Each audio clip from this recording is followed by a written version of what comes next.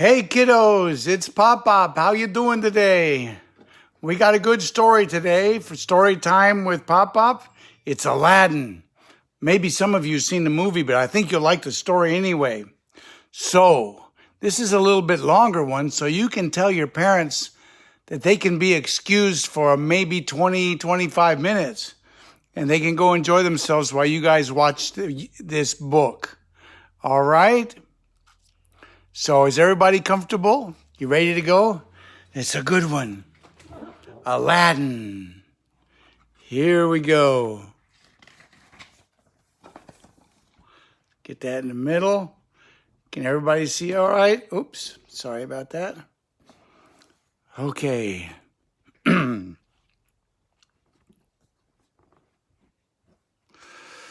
On a starry, moonlit night, a dark figure named Jafar led a shifty thief to a secret cave in the desert.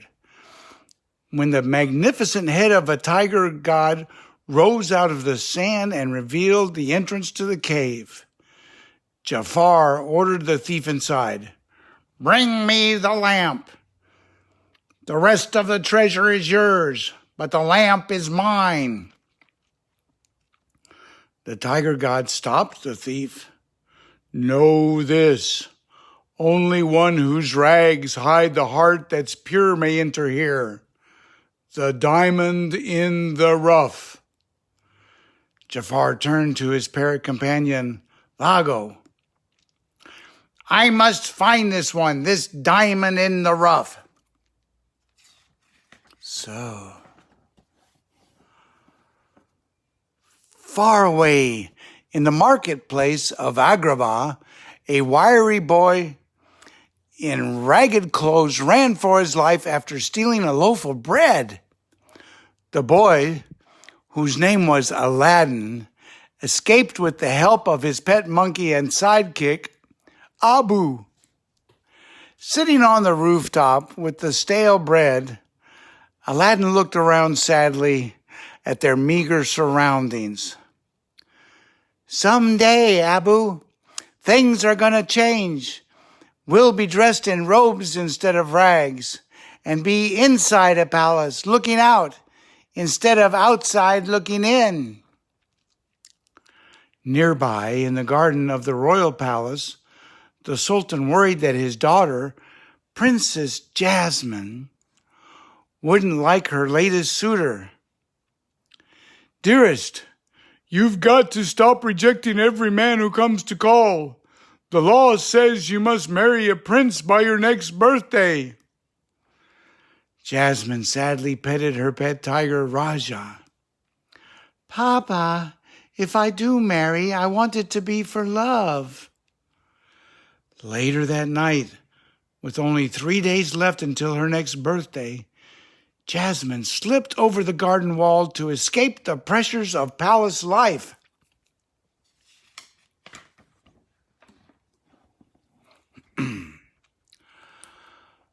Unaware that the royal vizier, Jafar, was secretly plotting to take control of the kingdom, the Sultan tried to consult with his advisor about his daughter. But avoiding the Sultan, Jafar retreated to his laboratory to work on his plan.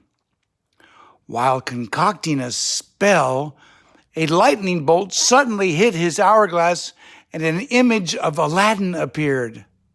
Jafar was surprised to discover that Aladdin was the diamond in the rough, able to enter the cave and retrieve the lamp.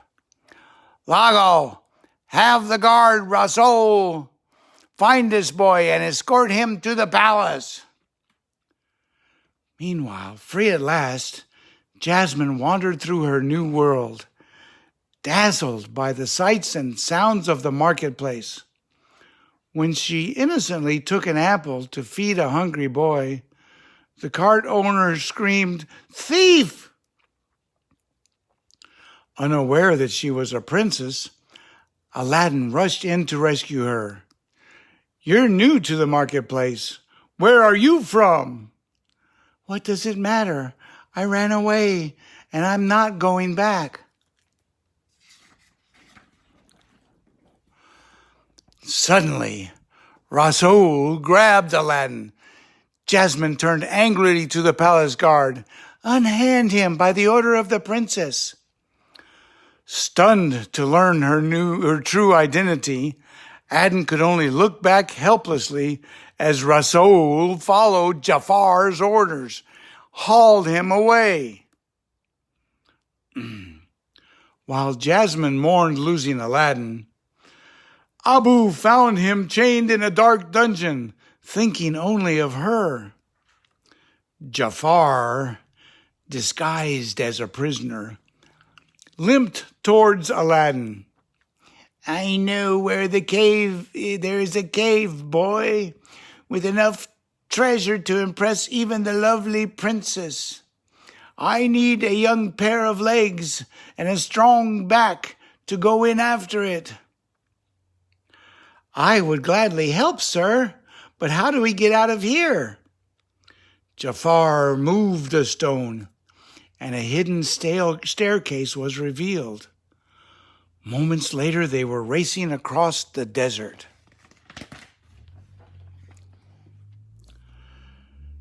Jafar led Aladdin and Abu to the Cave of Wonders. This time, the tiger god allowed Aladdin to enter. Jafar called in after the boy. "Remember, first bring me the lamp. Then you may touch the treasure, but not before." Inside, Aladdin and Abu discovered a huge cavern filled with riches. "Would you look at that? Why, just a handful of this stuff would make us richer than the Sultan." It was difficult for Abu to keep from grabbing the fortune before them. As Abu and Aladdin explored the cave, a golden tasseled carpet came to life and played peekaboo with them. "Look, Abu, a magic carpet." The carpet floated closer. "Your owner must have done some looking for the lamp too. Do you know where it is?" The carpet zipped off to reveal a huge cavern. The lamp rested at the top of a high stone staircase.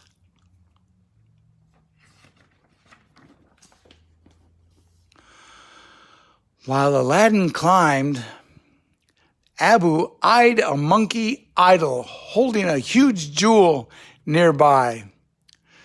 Just as Aladdin reached the lamp, Abu grabbed the jewel. Instantly, the voice of the tiger god echoed through the chamber. "You have touched the forbidden treasure. Now you shall never see the light of day." The cavern shook violently, and the piles of treasure transformed into mountains of fire. Aladdin, Abu, and the carpet scrambled to escape. At the cave entrance, Iago squawked. From far above, Jafar reached down to grab Aladdin's hand. "First, give me the lamp." Jafar clutched the lamp and quickly hid it under his robe. Then he released Adam and brushed Abu off his cloak, sending them hurtling back into the cave. "It's mine. It's all mine. With the power of this lamp, I will control the kingdom." But when Jafar reached back into his robe for the lamp, it was gone.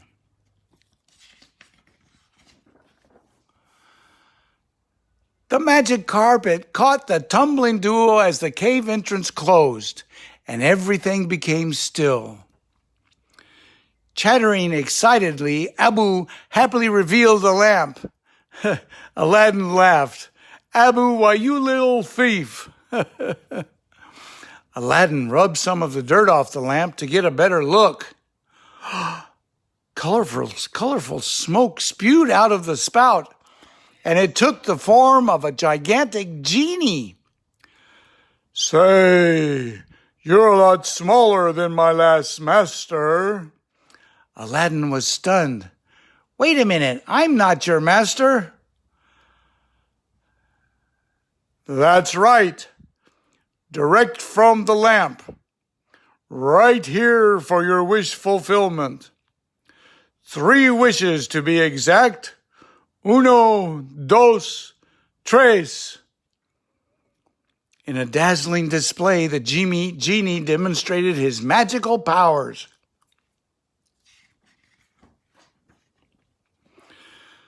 Aladdin cleverly tricked the genie into rescuing them from the cave without using up a wish. Then he smiled at his newfound friend. Genie, if you could have a wish, what would you wish for? To be my own master. Such a thing would be greater than all the magic and all the treasures in all the world. I'll do it. I'll set you free. I'll use my 3rd wish to set you free. The genie was delighted. Let's make some magic. What is it you want most? Well, could you make me a prince? In a flash, the genie created elegant robes and servants for Aladdin and turned him into Prince Ali. Meanwhile, back at the palace, Jafar and Iago discussed what to do next. Iago got an idea. Marry the princess and you become the sultan. Jafar thought about it. The idea has merit. Excited, he went to see the sultan.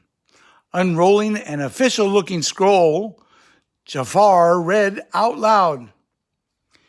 If a princess has not chosen a husband by her next birthday, then the sultan shall choose for her.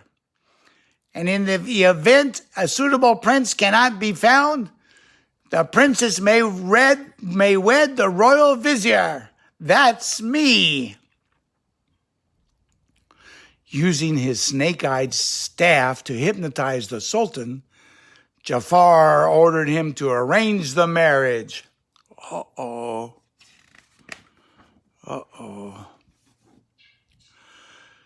Dressed as Prince Ali, Aladdin rode triumphantly through the Agrabah Bazaar atop Abu, who had been transformed into an elephant.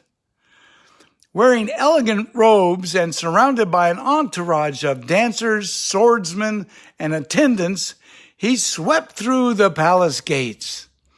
The Sultan greeted him enthusiastically. Oh, I'm sure Jasmine will like this one. Jasmine, however, thought her father was trying to marry her off again, and she became angry and stomped off. Oh boy. Aladdin was crestfallen, and the genie offered his wisdom. Following the genie's advice, Aladdin went after the princess. This time she looked at him more closely. Wait, have we met before? You remind me of someone I saw in the marketplace. Jasmine moved to the balcony railing and touched the carpet, which kept Aladdin afloat. He smiled. It's a magic carpet. Would you like to go for a ride? Hesitantly, Jasmine took Aladdin's hand and stepped onto the carpet. The carpet whisked them off. Slightly startled, Jasmine threw her arms around Aladdin. Below them was a breathtaking view of the palace and the city in the moonlight. Oh. During the flight, Jasmine looked more closely at Aladdin. You are the boy from the market. I knew it. Why did you lie to me? Aladdin nervously answered, The truth is, I sometimes dress as a commoner, but I really am a prince.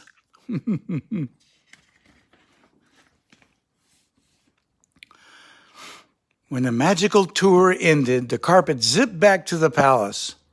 Fireworks exploded, and Jasmine reached out for Aladdin's hand. As he helped her onto the balcony, they looked into each other's eyes. Impatient, the carpet bumped Aladdin into a kiss with Jasmine. Aladdin beamed. "Sleep well, my princess." Jasmine looked into his eyes.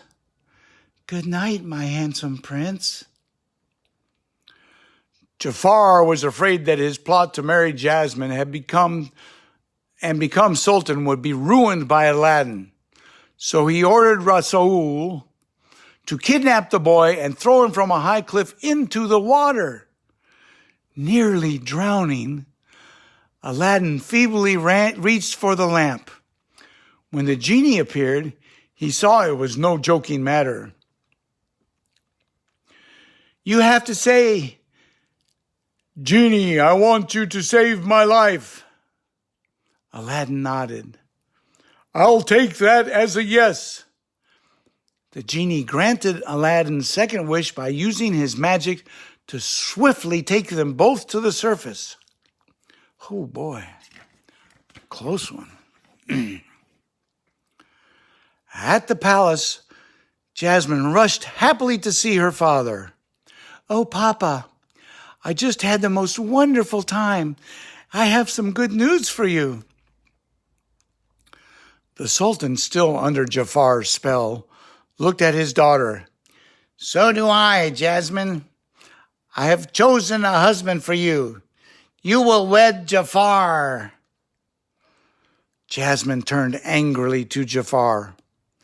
"I will never marry you. I choose Prince Ali." Jafar laughed. "Prince Ali left like all the others."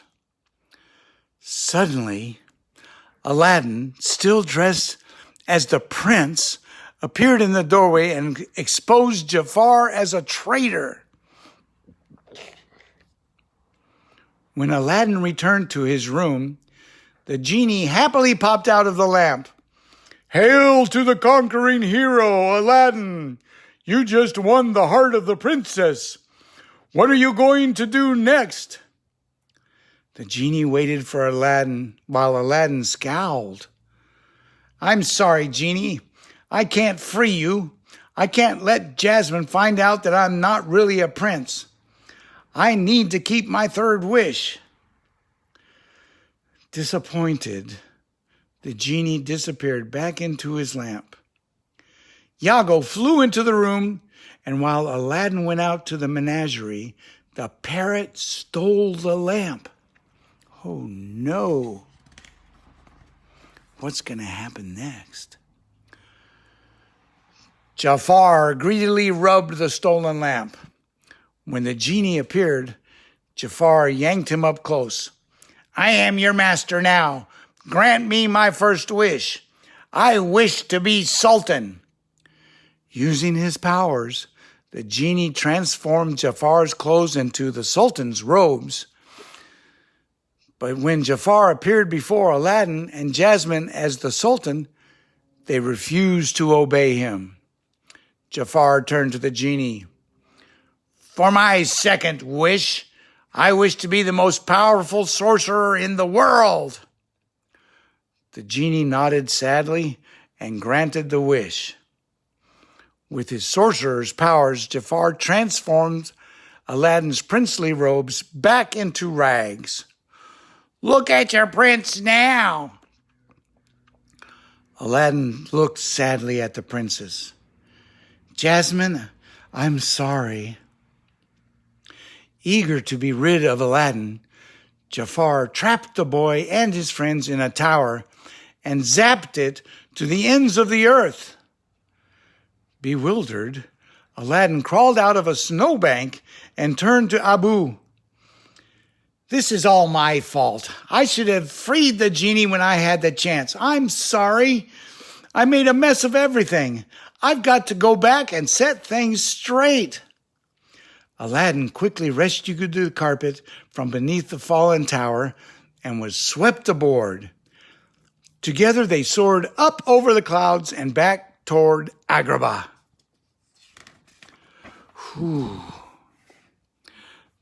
Back at the palace, Jafar sat majestically on the throne. Just when it looked like he was about to have everything he wanted, Aladdin reappeared. Jafar knocked Aladdin backwards and zapped Jasmine inside a giant hourglass. You thought you could outwit the most powerful being on earth? Ha! Without the genie, boy, you're nothing. Aladdin thought of a strategy to finally be rid of Jafar. That may be true, but the genie has more power than you'll ever have. Shocked at the thought, Jafar got an idea. I'm ready to make my third wish. I wish to be a genie. Ooh. Magical energy swirled around Jafar as he was transformed into a genie. Jafar cried out gleefully, "The universe is mine to command!" Aladdin picked up the lamp and smiled. You want to be a genie?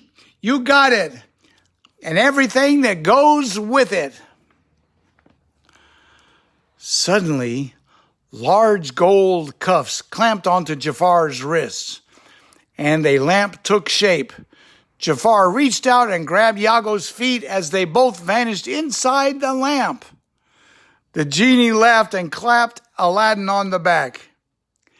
Everything changed by Jafar's magic was restored to normal as the genie hurled the lamp back into the cave of wonders with Jafar inside. Aladdin and Jasmine stood on the balcony. Jasmine, I'm sorry I lied to you about being a prince. The genie appeared beside them. No problem. You still got one wish left. Just say the word and you'll be a prince again. No, it's time I started keeping my promises. Genie, I wish for your freedom. The cuffs vanished from the stunned genie's wrists. The Sultan smiled. You've certainly proved your worth to me, and I declare that the princess shall marry whomever she deems worthy. Jasmine leapt into Aladdin's arms. Aladdin, I choose you. As Aladdin and Jasmine kissed, a happy genie disappeared into the sky. The end. Well, kiddos, I hope you liked Aladdin. It was a lot of fun reading it to you. That's it for Story Time with Pop-Pop today. I hope you'll come back. You can check out the other stories on YouTube. It's called Story Time with Pop-Pop. This is Pop-Pop saying bye-bye.